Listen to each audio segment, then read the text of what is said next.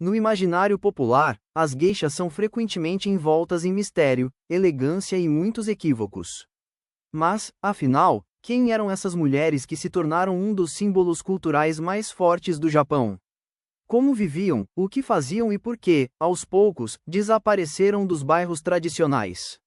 No vídeo de hoje, vamos mergulhar em séculos de história, tradição e arte para descobrir a verdadeira vida das geishas. Quem eram as geishas?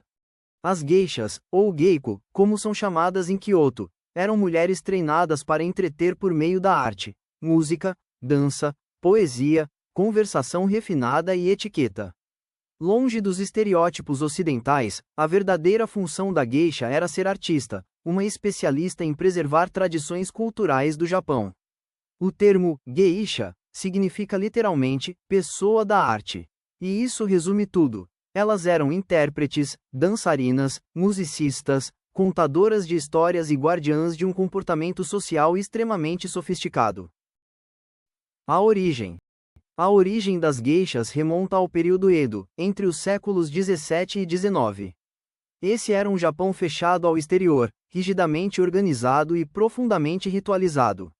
Mas o mais curioso é que, no início, as primeiras geishas eram homens. Sim, chamados de taikomoshi ou roukan, eles atuavam como comediantes e músicos que animavam reuniões de samurais. Somente no final do século XVII é que as mulheres passaram a dominar a profissão, ocupando-se de atividades artísticas e ganhando prestígio. O início da profissão. A profissionalização das geishas nasceu da necessidade de entretenimento nos bairros de prazer, como o famoso Yoshiwara, em Edo, Tóquio. Mas atenção! Geishas não eram prostitutas. Pelo contrário, surgiram justamente como alternativa mais refinada aos bordéis. Elas encantavam com talento, não com sedução. Viviam em casas chamadas okiya, onde passavam por treinamentos rigorosos desde crianças. Muitas eram vendidas por famílias pobres ou entregues para ter uma chance de ascensão social. Com o tempo, tornaram-se figuras indispensáveis em banquetes, cerimônias e festas de elite. Como era o treinamento? O caminho para se tornar uma geisha começava cedo. As aspirantes, chamadas shikomi, chegavam às casas de geishas entre 7 e 10 anos. Primeiro, realizavam tarefas domésticas para aprender disciplina. Depois, passavam ao estágio de minarai, quando começavam a observar geishas mais velhas em atuação. O treino incluía tocar shamisen, um instrumento de 3 cordas.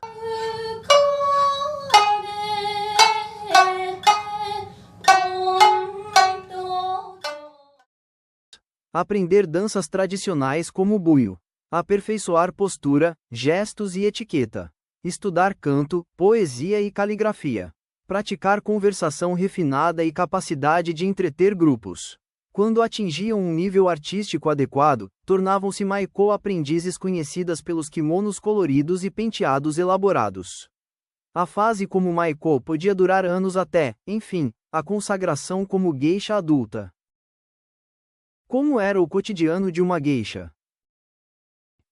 A vida de uma geisha era ao mesmo tempo glamurosa e exaustiva. Seus dias começavam cedo, com ensaios e aulas, e terminavam tarde da noite, após várias apresentações. No cotidiano, participavam de banquetes chamados osashiki, onde cantavam, dançavam e conduziam conversas elegantes. Compareciam a festivais e eventos tradicionais. Mantinham relações profissionais com clientes chamados dana, que podiam financiar despesas artísticas. Cuidavam da aparência com rituais elaborados, especialmente o penteado, que podia durar uma semana inteira sem ser desfeito. A dedicação à arte era total. Muitas não se casavam e viviam exclusivamente para a profissão. Elas eram ricas ou pobres? A resposta é: depende. As geishas eram pagas pela habilidade artística, e não por serviços íntimos. Algumas, especialmente em Kyoto, conquistavam grande prestígio e viviam com certo luxo. Porém, muitas outras acumulavam dívidas com as casas de treinamento. Dependiam do apoio de dana para custear kimonos e aulas. Viviam com recursos modestos, apesar da aparência sofisticada. Ou seja, a imagem de riqueza associada às geishas nem sempre corresponde à realidade. Era uma vida de altos custos e ganhos variáveis, semelhante a artistas modernos. Como era a economia no mundo das geishas? O universo das geishas movimentava uma economia própria. Casas de geisha, okiya. Casas de chá, oshaya. Locais onde aconteciam os eventos. Artesãos especializados que produziam kimonos, acessórios e instrumentos musicais. Escolas de arte tradicional. Cabeleireiros específicos para geishas. Estúdios fotográficos, no início do século XX. As geishas geravam renda para todo um ecossistema cultural. Por que as geishas quase desapareceram? A queda do número de geishas tem várias causas. 1. Modernização do Japão, era Meiji. A partir de 1868, o Japão se abriu ao Ocidente, e o estilo de vida tradicional começou a perder espaço. 2. Segunda Guerra Mundial. Bairros tradicionais foram destruídos, muitas geishas tiveram de trabalhar como enfermeiras ou operárias e a profissão quase desapareceu.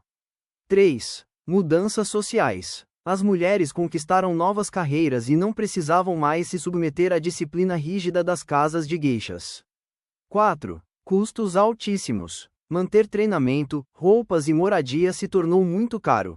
Hoje, restam apenas algumas centenas de geishas no Japão, a maioria em Kyoto e Tóquio.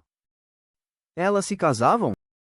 A maioria das geishas não se casava durante o auge de sua carreira, pois o casamento significava abandonar completamente a profissão.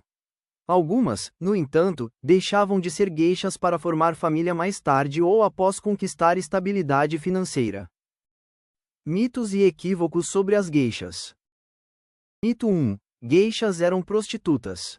Falso. A função delas era artística, e existiam leis rígidas que separavam geishas das casas de prostituição. Mito 2. Todas tinham dana obrigatório. Não. Apenas algumas recebiam patronos, e isso não implicava relação íntima obrigatória. Mito 3. Eram isoladas e submissas.